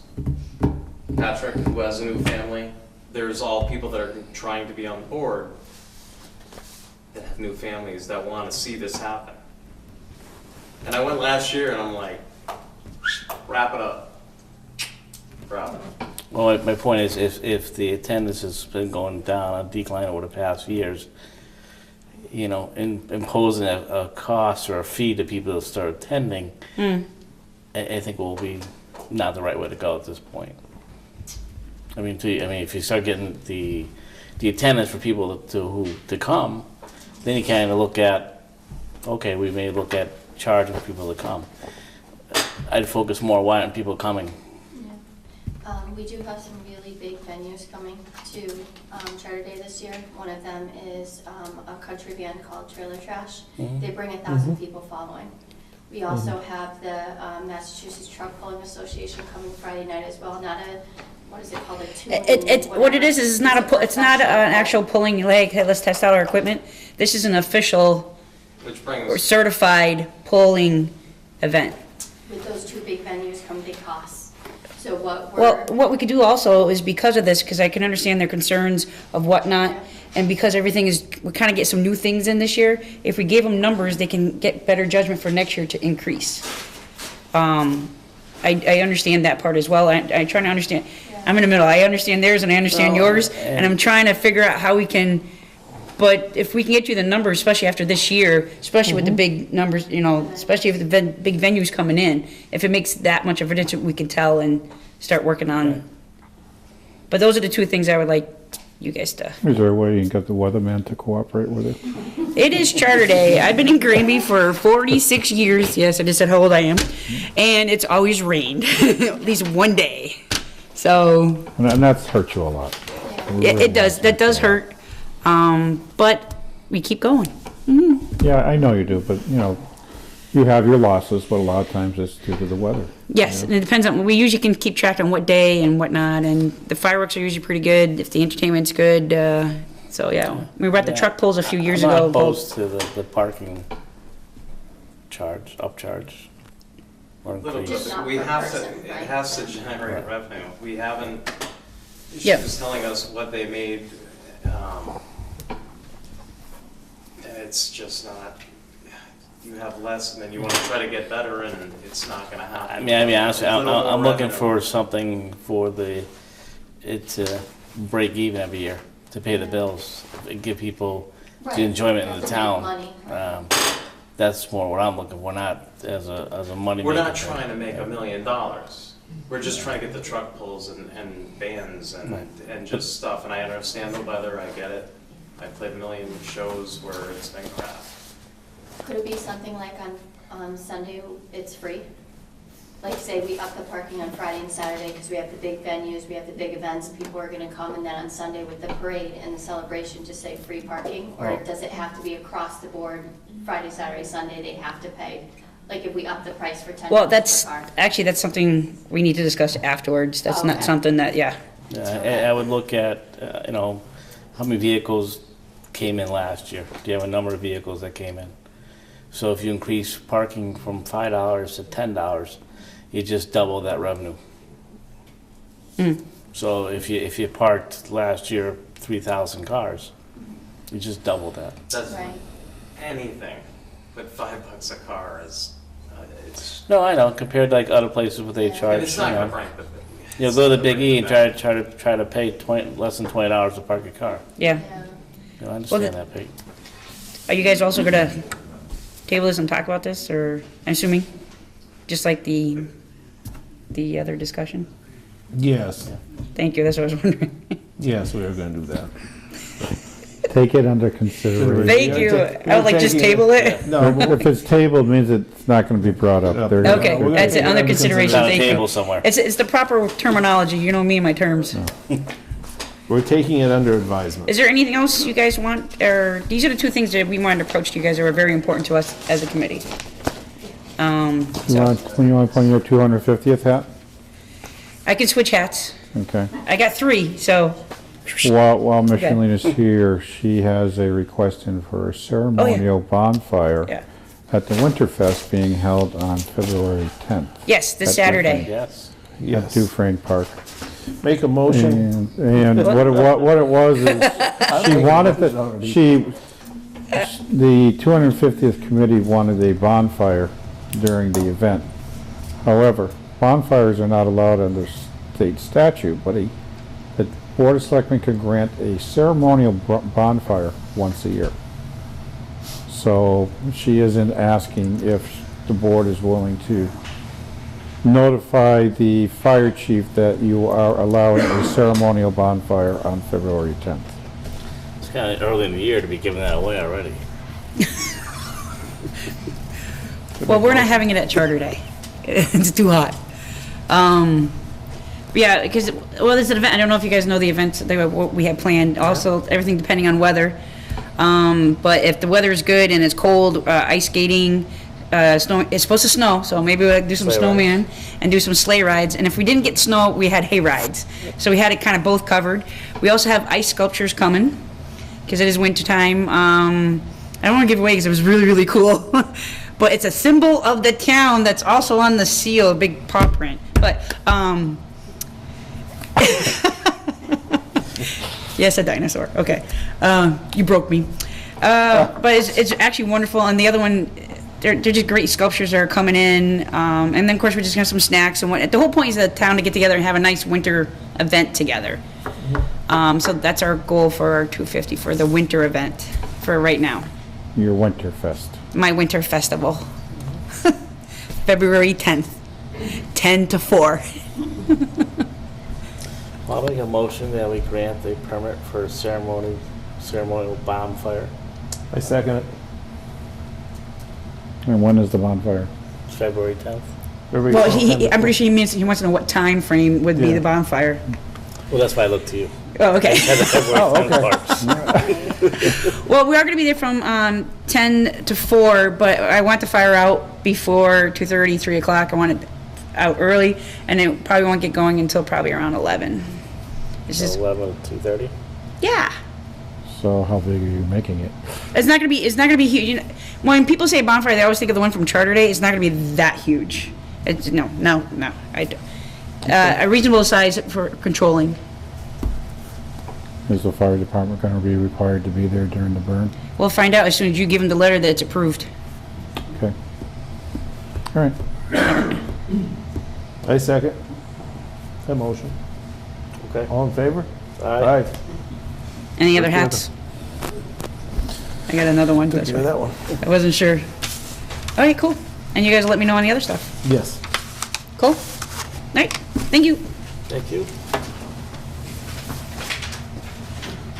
Next person. Shall we do the cultural appointments? Cultural council appointments? Thank you very much. Thank you. Thank you,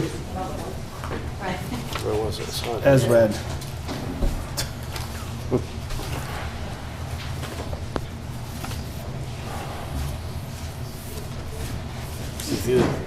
Steve. These things are signatures still.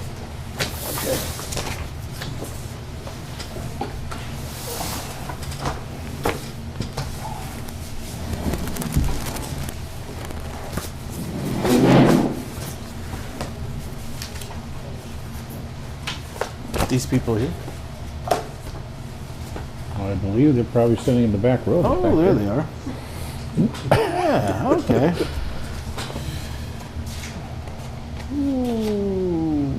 Who's Miss Humphrey? This is the cultural council? Okay. And you'd like to have these people appointed? Yes. Can you come up a little closer, please? So Not to yell. I'll come up. There's plenty of seats in the front. Guaranteed you don't bite. Guaranteed you don't bite. I don't guarantee anything. I never do.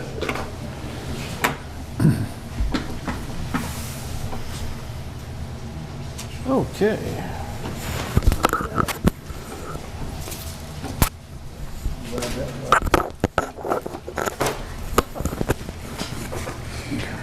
Push that closer. Who cares? You're all set.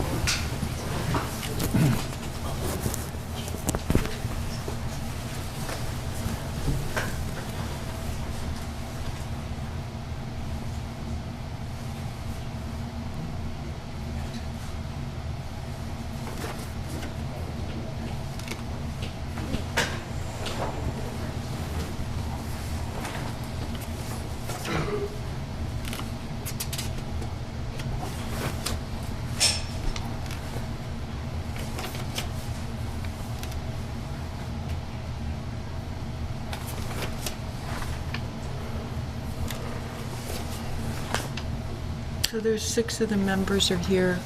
One of the members broke her hip and she's not able to be here. We have to read these first. How many are looking to appoint? There's 7, there's 6 present. Who's the one that's not present? Sherry Sickler.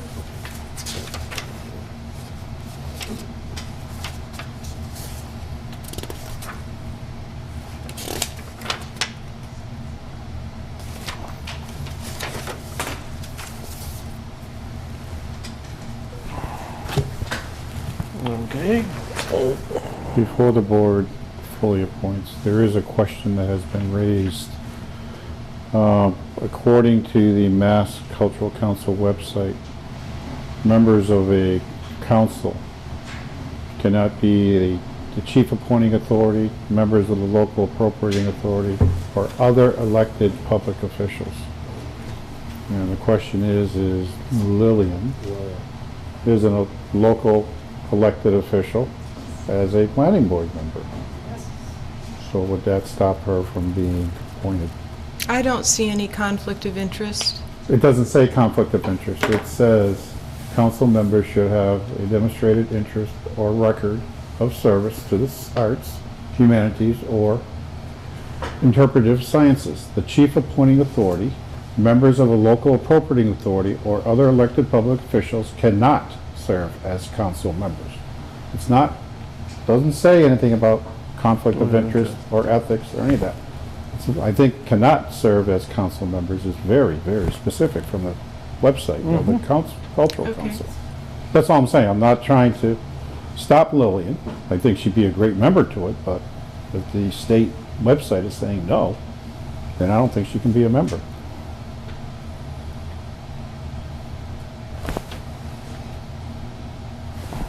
So, We need all the members we can get.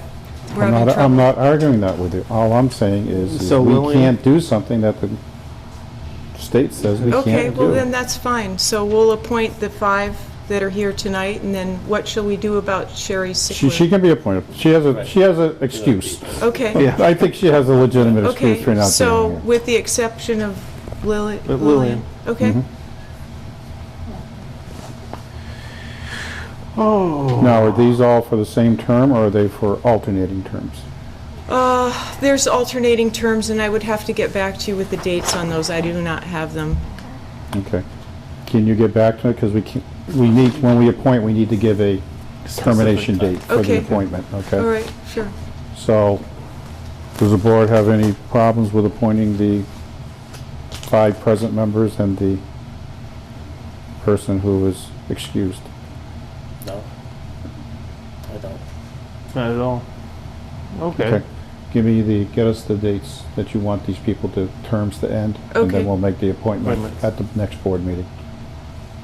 We could probably do that at the meeting on the 12th for the, We could do that. budget They don't hearing need hearings. to appear again. No. No. Were they were required to appear tonight? They were asked to come here, Come yes, tonight. in case the board had questions. Had on it. questions or, Okay. All right, well, yeah, no, the 12th, yeah, we can do that. all right, Yeah, so basically, so being said, as soon as we get the information to Chris as far as their terms, okay, then they'll be appointed. Excellent. We'll appoint them at our next meeting. okay, thank you very much. Thank you. All right, have Thank a you all good for night. coming. Thank you for your time. Thanks for some time away from the kids. Thank you, Millie. Would you like more? We'll write you a letter. I know. What's that? Yeah, no. Thank you, guys. Okay. New business and information.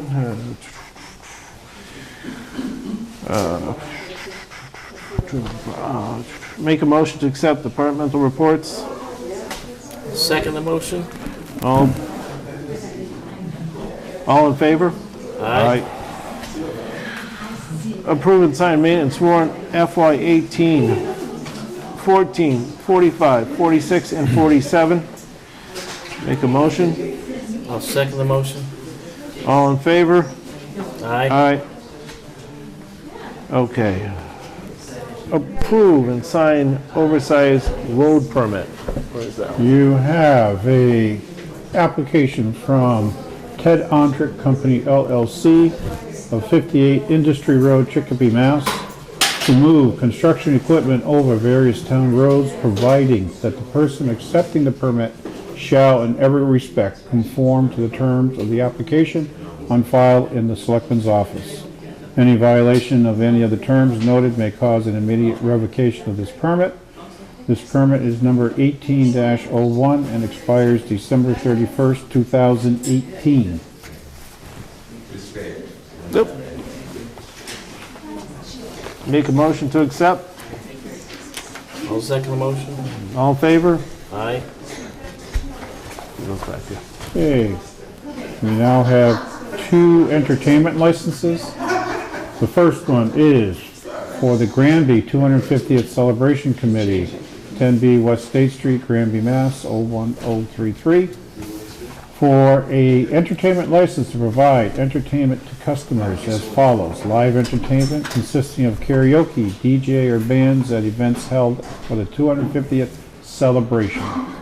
This permit expires June 30th of 2018, and I also would make the recommendation that the $50 fee be waived.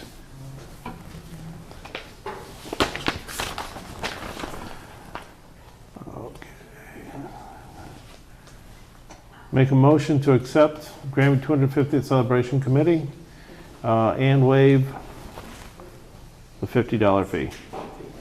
Second the motion. All in favor? Aye.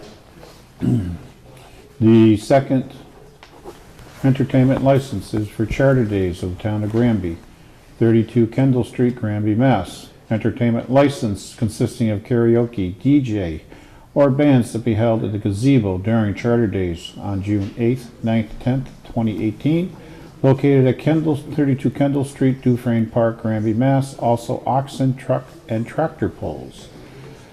This also, I would make a recommendation that we waive the fee of $50. Make a motion to accept Charter Days of Town of Granby, waive this $50 fee. I'll second the motion. All in favor? Aye. Same here. Okay, we now have a common victuals license for Charter Day Committee, 32 Kendall Street, Granby, Mass. Which will expire June 30th, or December 31st, 2018. The fee has been waived already in the past. Make a motion for Charter Day Committee. License. And, well, yeah, waived. It's already waived. It's a common victualer's license, yes. I'll second the motion. All in favor? Aye. And we have a common victualer's license for the 250th Celebration Committee, 10B West State Street, Granby, Mass. Expiring December 31st, 2018, and also the fee is waived on this one. Another 250 celebration. Make a motion to accept common victuals license Second the motion. and waive the fee. Second the motion. All in favor? Aye.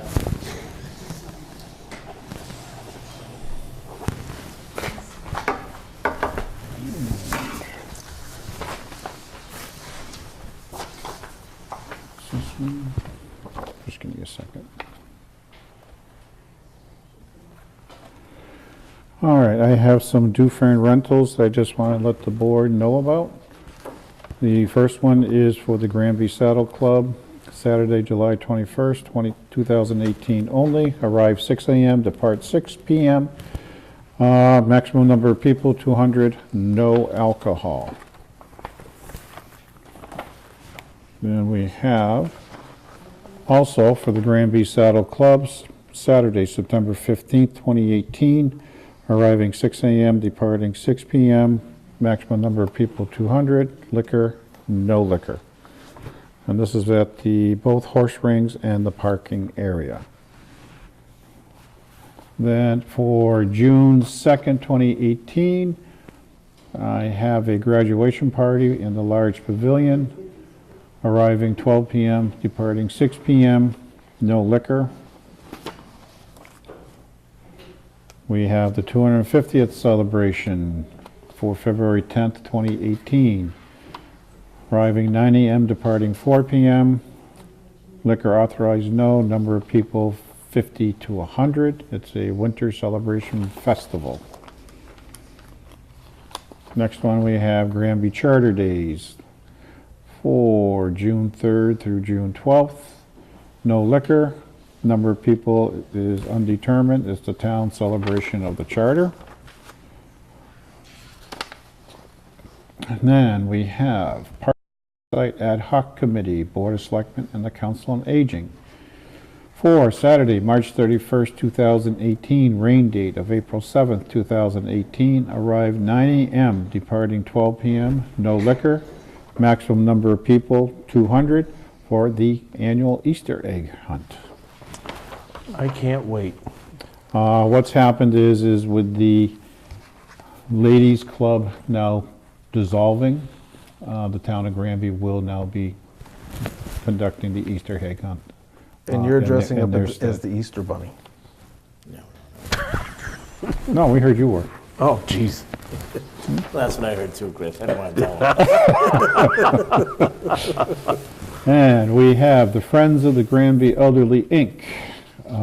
For summer concerts in the gazebo and lawn area, pavilion if needed. Arrive 4 p.m. and depart 8 p.m. The first one is on June 19th, 2018. The second one is for July 17th, 2018. Third one is for August 8th, 2018. And the last one is for August 21st, 2018. Those are all the due frame rentals. Excellent.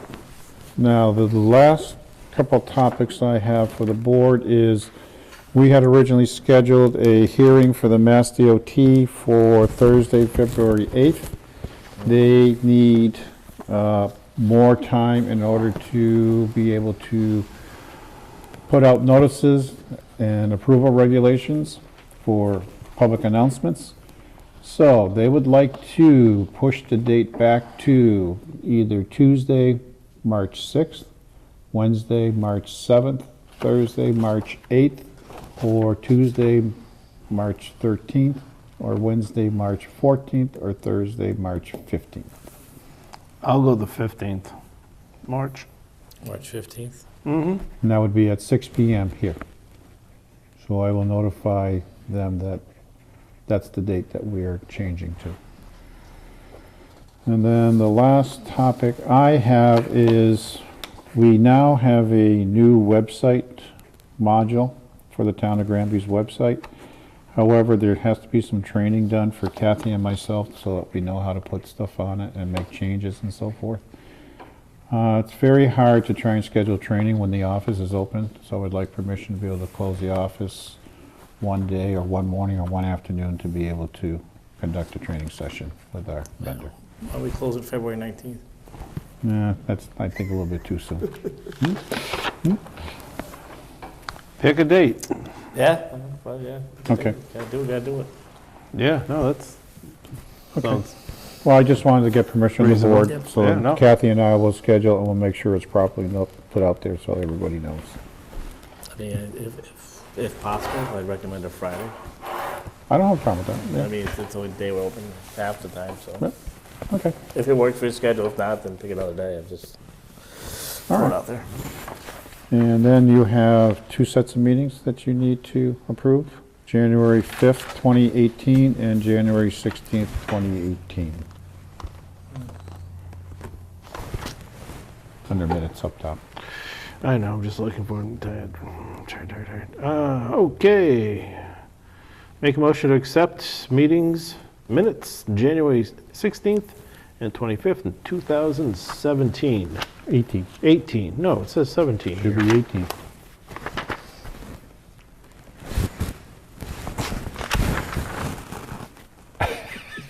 Make a motion. I'll second the motion. All in As favor? amended. As amended, amended. Yes. And then we have these to sign? Yes. Those are 3 Eagle Scout awards, achievement awards. I was thinking the other day, it'd be nice if the select board did something for the school kids that make like the high honor roll or something like that, or certain achievements in school. I've seen recently some letters come through, and actually one from Senator Lesser came through to some students, just, acknowledging their achievements. achievements in school. I think, I see that on a higher level. That'd be something nice for us to do on our local level. Okay, it's fine. It was nice letter from the town or from us, or Just like we town do with the seal. Achievement Award for Yeah. the Eagle Scout or Yeah, whatever. something like that. Okay. We just have to have the school make sure they notify us who has those achievements. Yeah.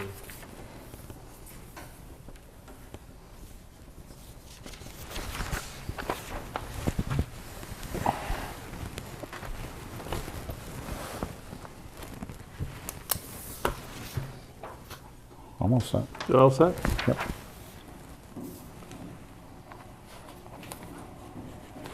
You all done over there?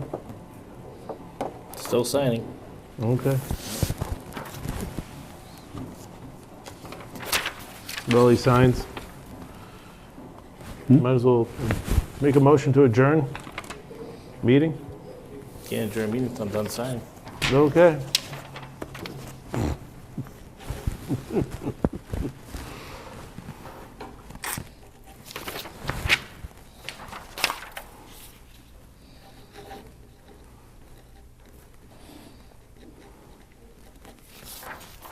I'll second your motion. All in favor? Aye.